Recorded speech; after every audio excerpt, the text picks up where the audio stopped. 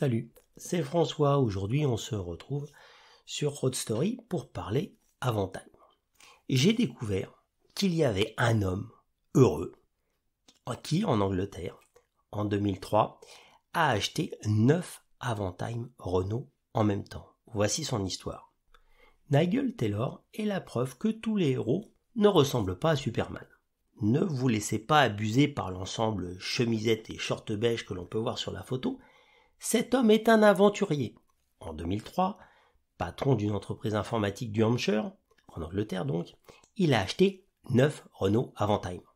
En effet, au moment où Renault avait déjà décidé d'arrêter l'Avantime, cet homme est arrivé chez Renault UK et en a commandé 9. On peut se dire que s'il y avait eu plus de Monsieur Taylor dans le monde, Renault en aurait peut-être vendu plus que les 8552 unités sorties de chez Matra et que le même Matra aurait peut-être connu une vie plus longue dans l'industrie automobile. Revenons à cette histoire. À la fin de 2002, les commandes d'Avantime avaient chuté à seulement 15 unités par jour dans le monde. Ce qui signifie que la commande de Mr. Taylor représentait l'équivalent de 60% de la production journalière d'Avantime. Comme on pouvait s'y attendre, Nigel a réussi à négocier une remise maximale par rapport au prix catalogue. Mais sans parler de remise, l'achat de ces 9 Avantime représentait au prix catalogue le non négligeable montant de 216 450 livres de 2003, soit environ 250 000 € de l'époque. Pour ce montant coquet, notre directeur général, fan d'Avantime, aurait pu sillonner le Hampshire dans une Bentley Continental et laisser à ses ingénieurs informatiques la joie de circuler au volant de Renault Kangoo par exemple. Au lieu de cela, il a créé la plus grande flotte d'Avantime d'entreprise du monde. Cet homme mérite de recevoir une médaille pour service rendu à l'industrie automobile française. La seule chose décevante est qu'il ait opté pour la version 2 litres turbo de l'Avantime et non la version 3 litres V6, je trouve. Mais on peut être inconscient et gestionnaire avisé.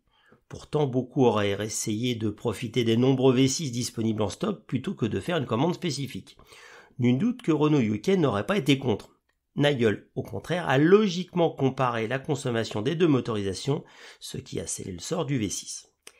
Nigel Taylor nous raconte « Nous nous faisions beaucoup remarquer au volant des Avantime et le fait que Renault ait décidé d'arrêter la production rendit encore plus notre flotte unique. » La flotte d'Avantime donc était stickée au nom de TaylorMade, l'entreprise de Nigel Taylor, pour augmenter la notoriété de l'entreprise de Nigel. Il précise « Ce fut une des meilleures décisions commerciales que j'ai prises. Partout où j'allais, les gens me disaient qu'ils reconnaissaient nos voitures. C'était une extension de notre uniforme et une marque que nos employés étaient fiers de représenter. Je n'aurais jamais imaginé posséder non seulement la plus grande flotte d'un modèle spécifique du Royaume-Uni, mais aussi du monde.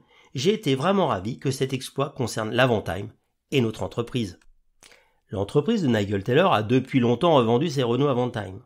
En 2013, sa flotte de Skoda Octavia comptait 48 véhicules. Cela a été aussi l'une des plus grandes flottes commerciales privées, là, de Skoda au Royaume-Uni. Au fil des années, TaylorMade a utilisé divers véhicules, notamment des Mini Cooper, des Chrysler Petit Cruiser et dernièrement des BMW i3, toujours pour chercher à se différencier. L'entreprise semble florissante, comme s'il fallait prouver que l'achat d'une grosse voiture française fortement dépréciée et incomprise n'est finalement pas un non-sens commercial. Quoi qu'il en soit, en tant qu'informaticien et pour conclure, Nigel Taylor n'a pas pris beaucoup de risques, car il savait que si l'un de ses Avantime tombait en panne, j'en rigole, c'est une blague d'informaticien, tout ce qu'il aurait eu à faire aurait été de l'éteindre et de le rallumer.